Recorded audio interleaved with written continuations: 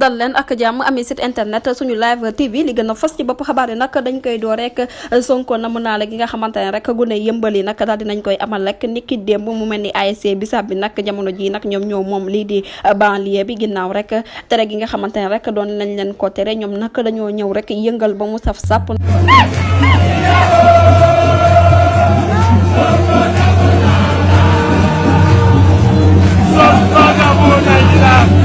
sàmm nag terrain bi ak Sonko nam naa la libéré Sonko mu nekk jamono ji nag ab moyen boo xamante ne rek ndaw yi ñu ngi koy jël rek pour dénoncer bu baax injustice bi nga xamante ne rek Macky Sall ak nguuram rek ñu ngi koy teg opposant bi di Ousmane Sonko waaye ndaxte nag tere bi nga xamante ne rek tere nañ leen ko ngir ñu amal seen manifestation ñoom nag ne nañ pare nañ rek ni ki suba ci dimanche ji rek amal ab concert de casserole luñ ci góobee rek daañu ko gal jërë ngeen jëf ci teewlu bi bu leen fàttee abonné bés cloche de notification ngir amaa yeneen i info